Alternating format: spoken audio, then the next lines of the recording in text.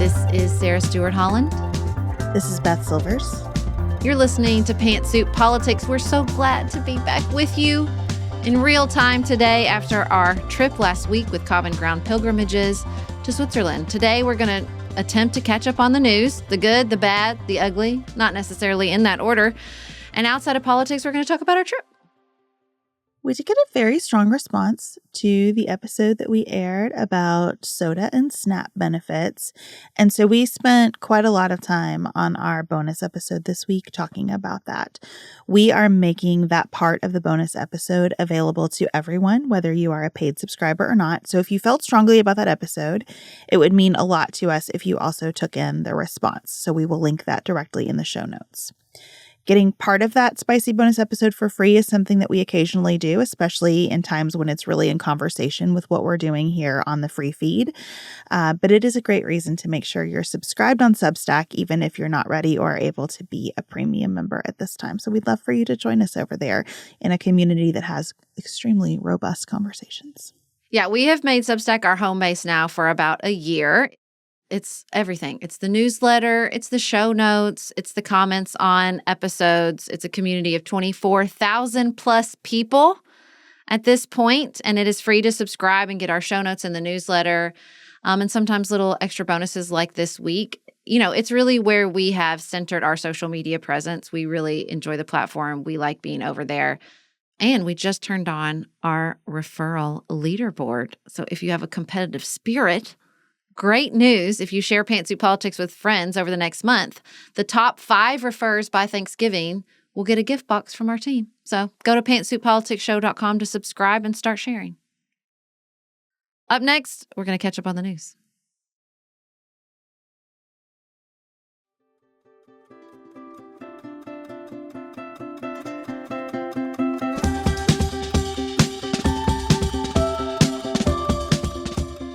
Beth, it feels like a backhoe chomping away at the east wing of the White House is just about the best, most accurate, unironic symbol of the Trump administration that I could possibly conceive of.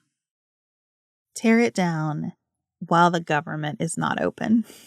Tear it down after assuring everyone nothing was going to change. The White House was going to stay the same. And I was trying to maintain some open-mindedness towards this project because I'm a person who would like to see more structural change. I would like him to build a big old meeting space for Congress so we can unpack the House and not stick to this completely arbitrary number.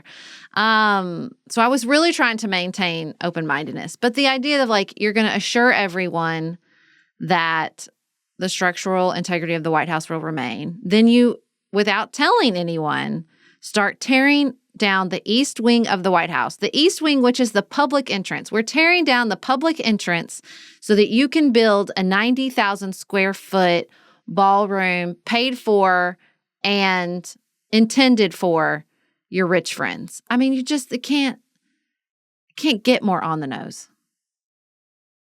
It's wild to me that I feel this way, but the paid for privately is probably what upsets me the most about this, because that is how corruption happens. I know that we have decided that apparently we're cool with corruption in our country because so much of it is happening, especially through the exercise of the pardon power.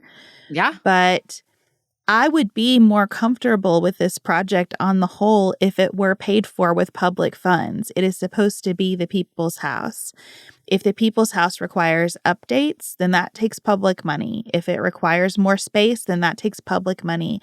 But I would rather my tax dollars go to building this ballroom if it is needed to do diplomacy and the kinds of things that are appropriate at the White House than to look at the list and see Google, Amazon, Lockheed Martin. And we don't even have a sense of real disclosure, right? We have the most surface level disclosure we could possibly get around who's funding this. And that's a problem.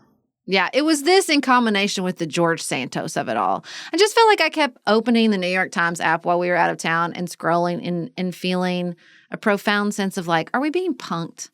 Like, how much more ridiculous can this get?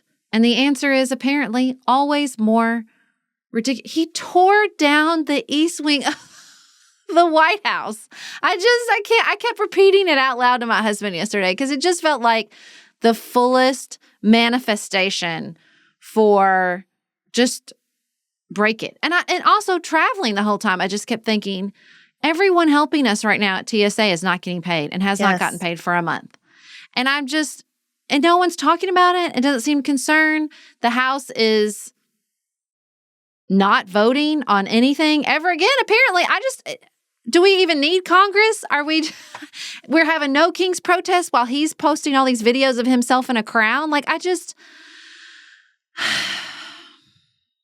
feel like I'm in an episode of Punk'd. It's been wild. I really have tried to look for a place to keep some kind of sense of humor about things because I don't want to be a person who is lost in everything is terrible. The one thing that I've tried to keep a sense of humor about is the way that he is redecorating in the White House.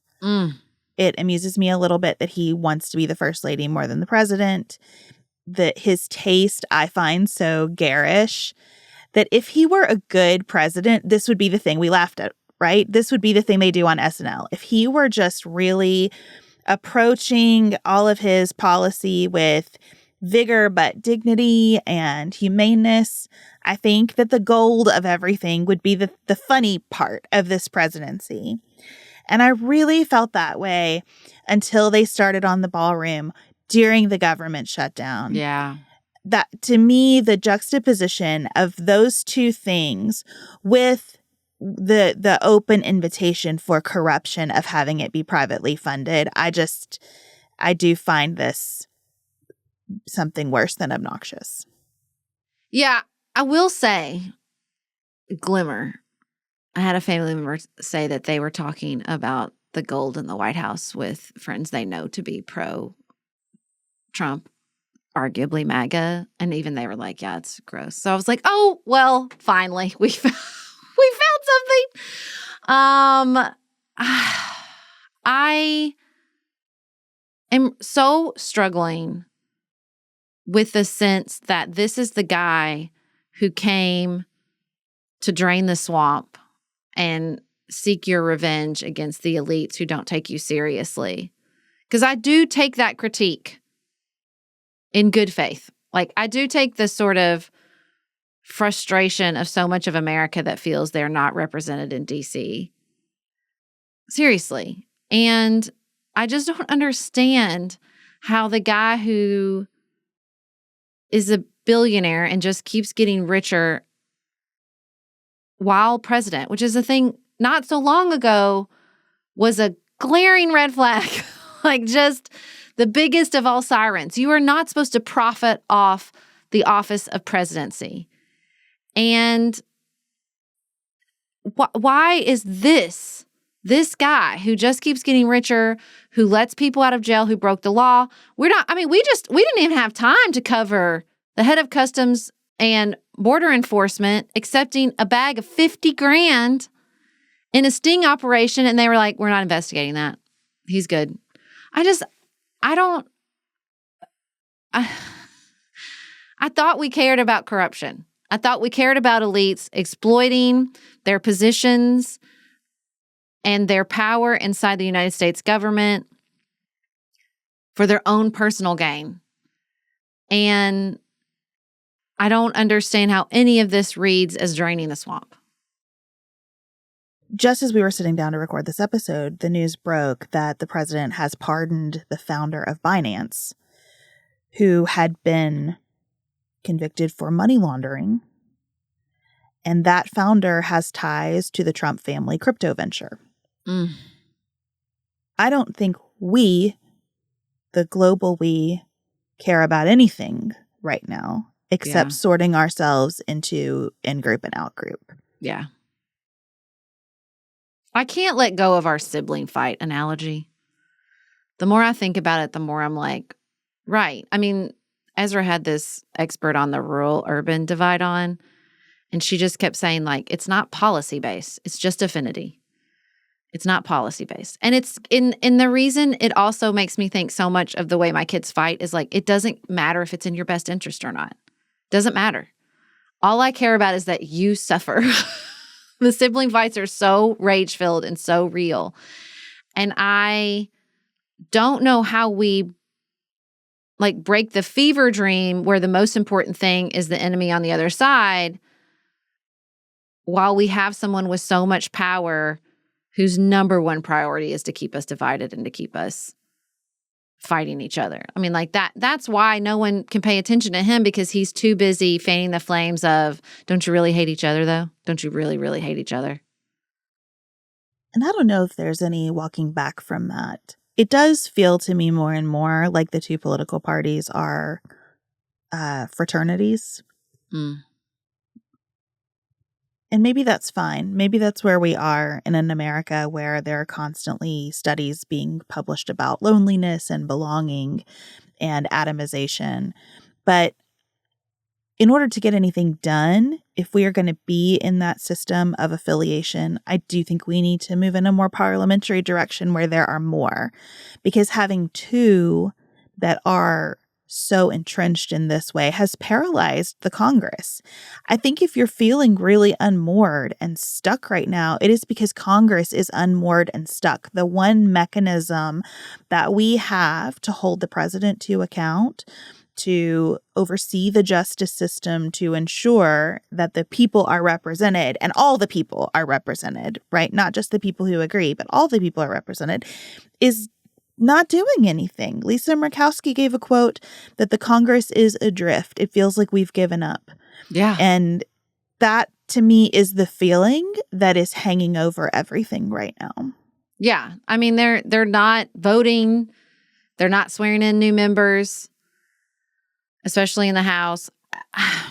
I know in my intellectual brain that there have been other moments in United States history where the parties were this tribal, often leading to a lot of violence. And I don't even just mean the Civil War, but like where there was like real tribalism surrounding the parties, and it was identity driven. I know that we've been here before.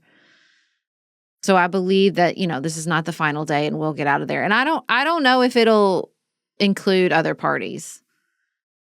I do believe that people are increasingly frustrated and tired with this level of acrimony.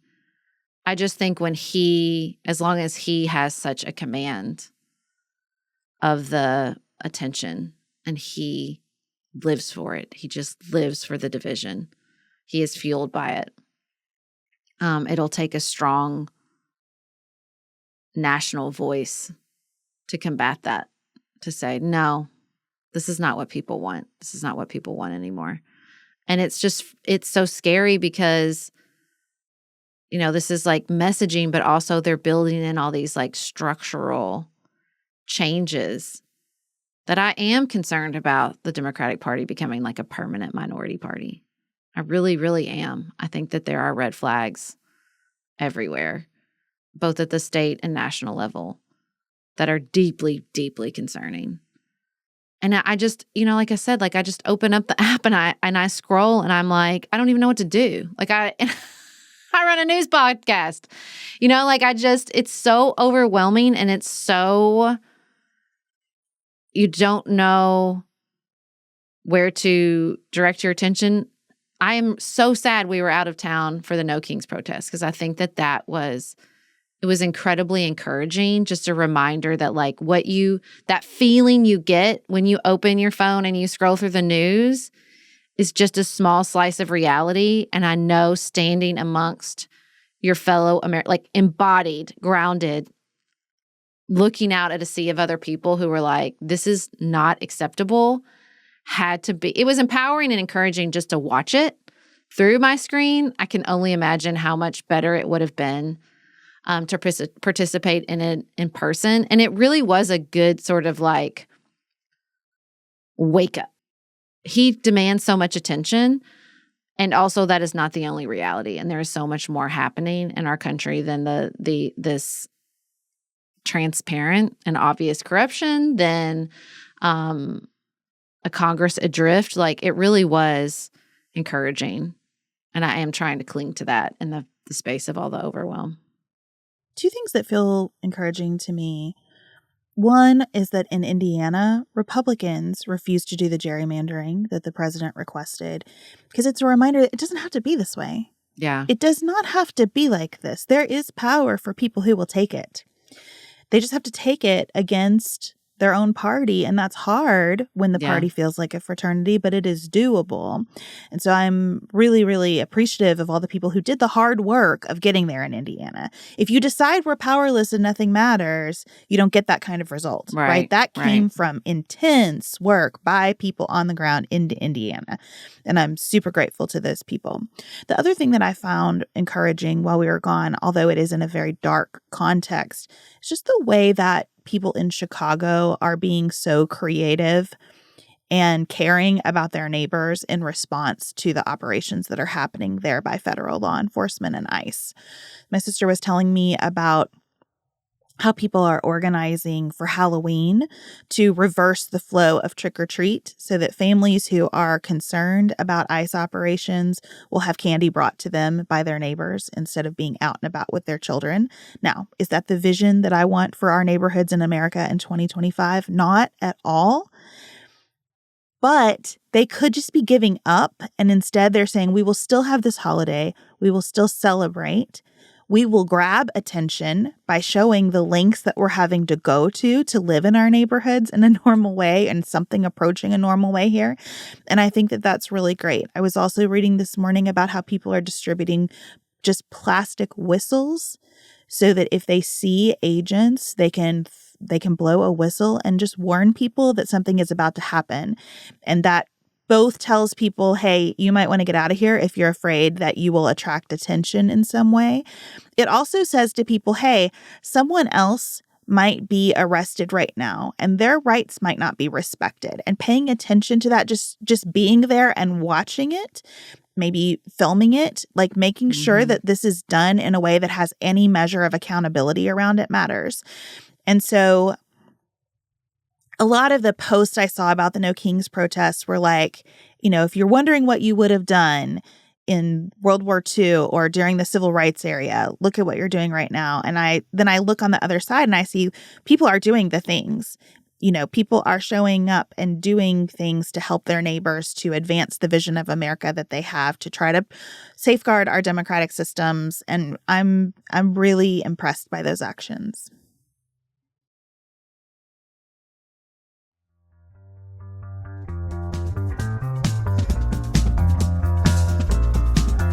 I want to switch a little bit to talk more internationally. I am fascinated by, a Donald Trump that has railed against globalism for years and a MAGA movement that hates globalism now being so engaged around the globe.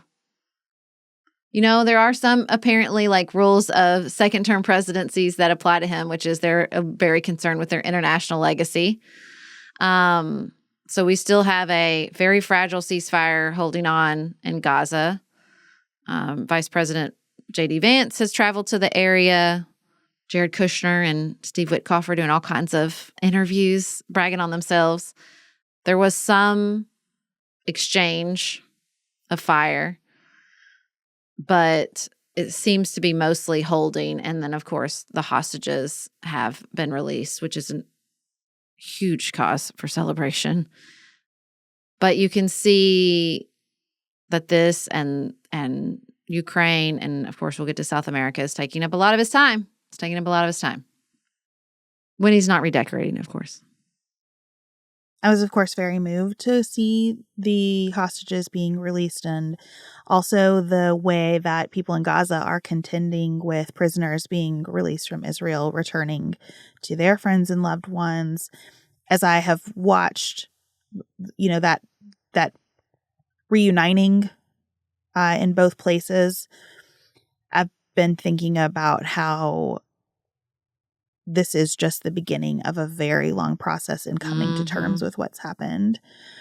It is encouraging to me to see that the administration seems to understand this is just the beginning and that it is very fragile. I do think the president has had a little bit more discipline than he normally does in the way that he talks about what's going on to try to keep this ceasefire together.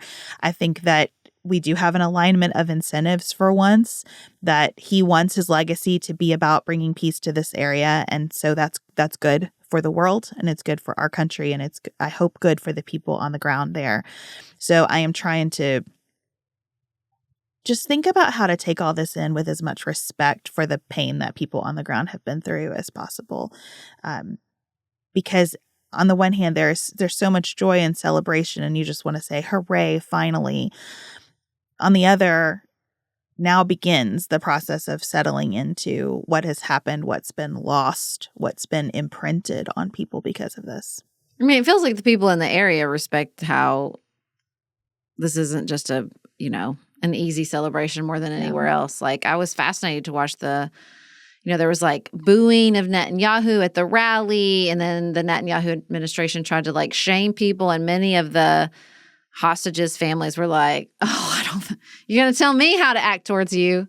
Oh, you nothing, big boy. Like, I thought it was like super fascinating and watched with a lot of interest. And, and it's the same with Russia and Ukraine. Like, he said he was going to talk to Putin. Now he's not talking to Putin. I think there's a lot of fair critique of Zelensky right now with regards to what's going on with the Ukrainian people and just their exhaustion, the difficulty in, getting more people to fight, and watching the way that the Trump administration is trying to navigate that. I mean, it's not as easy as nothing about Israel and Gaza was easy, but we had a very different relationship with Israel than we do with Russia. And I think he thinks his just personal relationships with these dudes is all that matters. And it does seem to be like a little bit, God save me, that he might be learning that the reality is something different.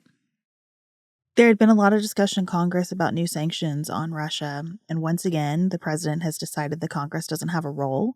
And so the administration has unilaterally put sanctions on 2 Russian oil companies. The EU has joined in with some of those sanctions, is trying to take that approach of how much can we isolate Russia? How much can we make Russia feel the pain to try to bring them to the negotiating table? And I view that as positive news for the most part. At the same time, I think you just have to acknowledge the cost of everything. Like with our government shutdown, I think it is important that Democrats are saying we are here and we will not be rolled over for this budget. But I recognize that it's difficult to see how it ends, and it's difficult to see what gets accomplished, even if Democrats are able to preserve the ACA subsidies. That does not fix the fact that the cost of health insurance is going to be astronomical for a lot of people this year. It does not stop the bombing of boats now in the Caribbean Sea and the Pacific Ocean. It doesn't stop the ICE operations, right? So you try to see these developments and take them for what they are, recognizing that it's against this much bigger picture that's really disturbing. And that's how I'm thinking about the sanctions on these Russian oil companies. The more expensive that oil is anywhere in the world, that has enormous ripple effects, right? The ramifications of that are huge.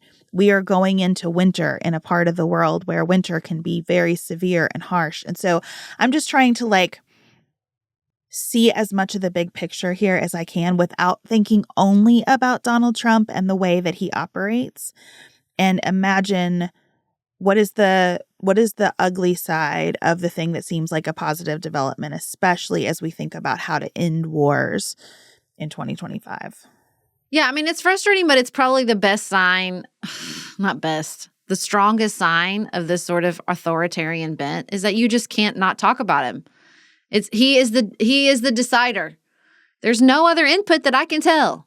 Like, it just, what does he feel like today? And it's not even, his words aren't even the best indicator. Axios had this whole thing, like, if you'd bet on the market that he was not going to do what he said he'd do, you'd be a lot richer than if you were betting he was going to say what he was going to do. Like, who knows? I don't understand. I can't even understand the motivation or the strategy in South America right now. I don't think we actually care if Maduro's in charge, or maybe somebody does that's convinced him we should, and that taking out, and just to be announcing, to be telling everybody, oh, by the way, we're engaged in these, intelligence missions, just openly being like, I mean, you're not anymore if you just told everybody. Like, I don't understand. I don't understand the strategy there. I don't know the goal. And even if I did, who cares? Because it could change and no one's going to hold him to account. It's just going to be, we're just following his whims. I really wish that I could sit down with Secretary Rubio and ask him a long list of questions about this, because the combination of moves that we are so directly hostile to Venezuela and Colombia while being so aggressively friendly with Argentina, when that seems contrary to America's economic interests, I have a lot of questions about, and those things all feel related to me. In agriculture right now, there's a lot of discussion about our relationship with Argentina.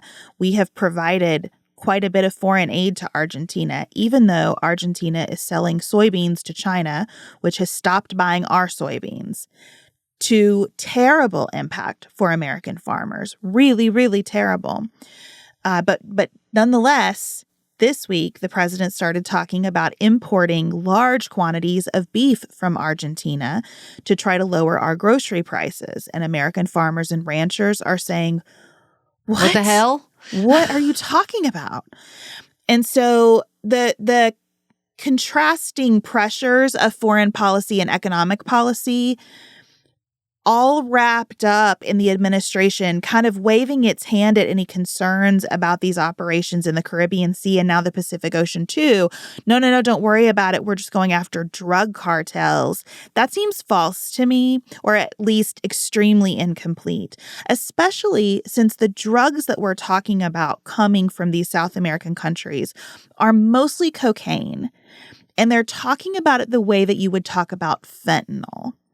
And so there are so many pieces that don't add up.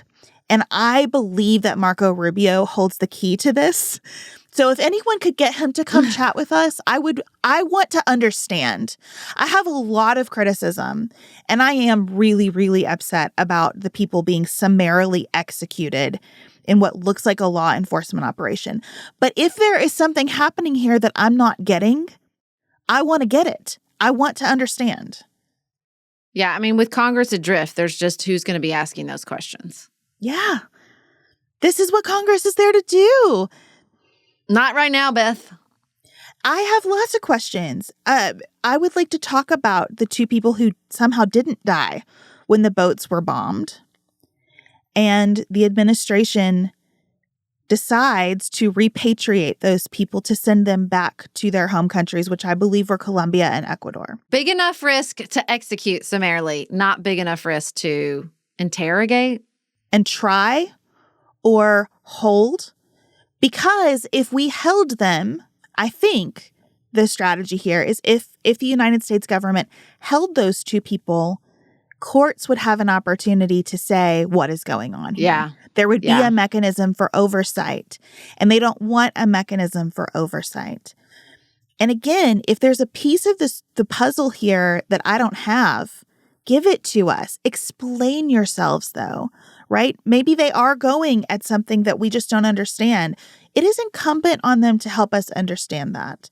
And the fact that they don't feel any pressure to do that from Congress, again, I think that's why we all, I should just speak for myself. I think that's why I feel at such a loss right now. Sometimes I think they're moving so quickly, they don't even know what they're doing. And I do believe in the truest part of myself that is going to catch up with them eventually. I really, really do. I think it already has. I think so much polling around particularly, independence views towards ICE, towards the, cost of living right now. My health insurance is more than my mortgage. I mean, I don't know what else to say.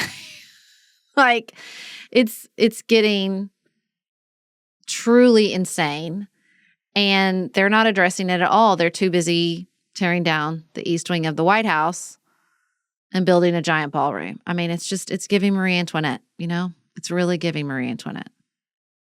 So I am insured through a marketplace plan because we are small business owners who cannot, at this moment in time, afford to have a health insurance plan for our business. And because going on my husband's employer-sponsored plan was very, very expensive. So we made a difficult calculus for me and my children to go on a marketplace plan. I do not receive subsidies under the Affordable Care Act. So the fight that Democrats are waging in connection with the shutdown has nothing to do with me at this point. Not nothing to do with me in that insurance is about a pool of risk, and so everything is connected in some ways. But this will not change the fact that next year, my monthly premium will go from $930 to $1,402. For the bronze plan, the lowest quality coverage offered on the exchanges. It is catastrophic insurance that also gets us a yearly well check. I would be much better off just paying for that annual well check, right, than paying this kind of monthly premium. And I know that my situation is a good one in the landscape of the premium increases and the coverage decreases and losses people are experiencing this year. Now, I've been encouraged to read that there are some people in the Senate trying to have real conversation about that. Bipartisan, real conversation about that. It seems to be way too small of a group, though, with too few ideas, against a backdrop where, again, the fraternity is locked into either protect what is or tear down what is, instead of saying, how do we help? This is not good for anyone. Yeah, I mean, mine is double that. Because of Felix, catastrophic coverage is not an option for us. Yeah. As is true for many, many Americans. I mean, I don't know what to do when me and Marjorie Taylor Greene are on the same side. I mean, I don't know why that's not getting more people's attention. I don't want to spook her. I don't want to point out too much that she's like saying things that make sense, because I worry that would discourage her. But again, I mean, something's got to give. Something's got to give. I mean, the red meat of politics only works if there's not actual gaping wounds, when things are like chugging on along, and they're not chugging on along. And I just feel like, oh man, what was I listening to? And they were saying so much of what happened in Vietnam came after the Red Scare, when they lost so much institutional knowledge through the firings. Like, there's a lot of historians that believe basically like we fired all these people who understood Southeast Asia, and then we got in this quagmire in Southeast Asia. And, especially over the course of the government shutdown and the way this administration functions, I'm just like, what disasters are we putting ourselves on the roads towards? And that's the ones we can't anticipate. We can see the ones right now that are happening in everybody's premium increase. Like, that's an obvious one that's not getting any attention. And I just keep thinking, which ones are the ones that will only be obvious to us in 10 years, 20 years, 30 years down the road? Like, it's just this tearing apart again with this beautiful visual image of the East Wing, coming down. And look, I want to be fair. There are hard questions about why this premium increase across the health insurance space is happening. That is not solely the president's fault, or even mostly his fault. I'm interested in how we got here and what was missed, and why for over a year we've been reading that this was coming. Mm-hmm. And still here we are, flat-footed in the face of it. Where else is that happening? In what other sectors? What creative work is quietly being done to try to figure out how to navigate it? What solutions need more public support? I mean, I would put your agreement with Marjorie Taylor Greene on my list of hopeful things, because at least with some of these problems, people like her who came to power just saying what she thought was true. I mean, that's what she's done, right? I think there are Marjorie Taylor Greene voters who believe that her thoughts are kooky, but they appreciate that she's saying them in her own words in a way that's authentic to her about what's in front of her. Now, this is not an endorsement of Marjorie Taylor Greene and her views. It is, however, a recognition that a lot of our problems are becoming so obvious. Yeah. That it doesn't matter what your affiliations are. You have to say, I see the problem. This is an experience a lot of people are having. What are we going to do about it? And I hope that we can do that more. And I hope that we see more efforts like Josh Hawley's right now to work on health insurance. He gets that this is not going to work for the people he represents. And we can disagree about everything else, but anybody willing to sit down with a notebook and a pen and think about how to fix this, let's do it.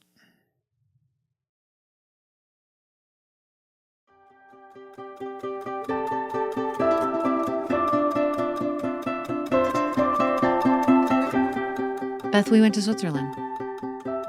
Somehow, we were hired to be faculty for a discussion of Frankenstein that took place in Switzerland. What a gift from our friend Vanessa at Common Ground Pilgrimages. Yeah, it was a beautiful trip. We had beautiful weather. Samantha, our local guide, was incredible. People showed up ready to be engaged in deep intellectual debate around the book, to be vulnerable in connection with one another about their lives and what's going on, and physically ready to just walk a lot. We walked so much. And we saw so many beautiful things. So it was it was a victory on all accounts. It was a really, really beautiful experience. If you are on the fence about doing a Common Ground pilgrimage, let this be the shove that gets you over into saying yes, because it's a really, really special experience. So I would like to ask you about something that I felt very judgmental about during my time in Switzerland. And I think that I might be wrong, but I don't feel wrong in my spirit. And so I just want to stress test a very strong reaction I had. Chad and I went to Switzerland a few days before we reported for work at Common Ground Pilgrimages. And it was really lovely. We went to several different cities. One of my favorite things that we did was go to Jungfrau Jost, which is the top of Europe. That's the highest point in Europe that you can reach by going up through cable car and then a train. And once you get up there, the altitude is very intense. It did for me feel like someone was wringing out my brain and lungs. But it was worth it. It was so beautiful. You step out onto what they call the Glacier Plateau, so a relatively flat area, but I mean, it's icy. It is glacier. And you look around and you see so much. It really touched me. Like, I felt very overwhelmed by that experience. I did just start to cry, which is not a thing that happens to me very often, just like tears for a reason that I can't name. I wasn't talking through something. I didn't have a big idea about it. I had no words in my brain. I just started to cry because it was so beautiful. Until I got very judgmentally mad. There's a rope around this glacier plateau that says in several languages, do not cross this rope. There is a risk of death. Because you are up, again, at the highest point in Europe. And this woman hops under the rope, rolls out a yoga mat, sets up a GoPro in the snow, and proceeds to film herself doing a yoga practice. Wow. That's bold. It is the angriest I have been about anything in a long time. Now, I am sure that was just an easy vehicle for some things that had been, percolating in me for a while to bubble up. But I was so mad, and I have been trying to think about why. I think what I feel is that treated this space that felt really sacred to me like a green screen. But I am open to being wrong about this. And I wonder if you think I am. You came knocking on my door for a less judgmental reaction to people filming yoga YouTubes in the Swiss Alps. I'm not your girl, Beth. When you say it like that, but you are good at saying like, no, let me take a different angle of an issue, right? Let me push you on an issue. So I just wondered if I needed to be pushed on this issue because I was so, it was like so judgy in my head about this woman. And I'm trying to work through that. No, I don't. I'm not your girl here. I don't like that. Here's my very, very selfish take on why that pisses me off when people do, like, basically ignore the rules. Because obviously we go to a lot of national parks. There's a lot of barriers. There's a lot of dangerous situations. I remember in particular, I think we were in, I don't know, a national park. Yosemite maybe? Yellowstone maybe? I don't know. But it was like a sunset location. And everybody's up there. Everybody's brought their picnics. Everybody's picked their spots out. And these dudes just kept like, and this was like not even a rope. This was a balcony. There were bars. They were climbing over it to get out further onto the rocks. And like, you know what? You want to take your own life in your hands and do something really stupid? Whatever. You're going to ruin my vacation if you fall off in front of me. You know what I mean? Like, that's just going to be a real bummer. I don't want to see you die. I don't want to see you fall to your death off the end of this cliff. That would ruin my vacation. You know what I mean? Like, that would suck. And that's always what makes me so mad is like, it wouldn't be just you affected. Like all these children here, all these people here, like if they saw that, they couldn't unsee it. It'd be really terrible. And it's really selfish to do something so dangerous in the front of everyone else. Like that's the part that makes me mad. I travel so much, like if I stayed mad about people filming their social media videos, and it's so disorienting too. You like find somebody and they're like chatting, and you kind of think they're looking at you and they're like, oh wait, no, they're filming for their audience of YouTube followers. That part is annoying, but it's just so common now that everyone is using the beautiful space you're at as their backdrop and you're just a prop, that I'd be mad all the time. That's a pretty egregious one though, I gotta say. The yoga mat is really next level. Yeah, I think you're right. We did talk about how, like, if you got hurt doing that, you would put other people in danger trying to help you. Yeah, right. The rescuers, right, of course. You would probably limit what is available to people in this space. Mm-hmm. They would put up new restrictions. Maybe you'd prevent other people from having this moment. There was something in the fact that we were even able to be up there that felt like such a like triumph of innovation and exploration. Like they started on this and it was just like some guys with like axes and stuff, the tools to be able to get you up this mountain, to have the vision of let's build a train inside the mountain so that people can see and experience this. It just felt like a slap in the face to all of that to me. And again, if someone is listening and you're like, here's why you're wrong, please email me and let me know. Because I am working on why I had such a strong reaction to this, but I really did. Again, not your girl. Somebody else will have to hit you up in the comments afterwards because I feel I got a easy to tap. People should just act right part of my brain that gets fired up a lot when I travel. So I do look forward to seeing if anyone thinks you're wrong. Can't wait to hear. I got a feeling maybe no, but we'll see. We'll see. Okay. Thank you for joining us. Thank you for being patient with us while we were away and couldn't respond in time to the deluge of news coming from the Trump administration and around the world. We will be back with you next Tuesday. Don't forget to subscribe to our Substack at pantsuitpoliticsshow.com and share it with friends to climb the referral leaderboard. Top 5 by Thanksgiving. Get a special gift box. We will be back with you on Tuesday. And until then, keep it nuanced, y'all.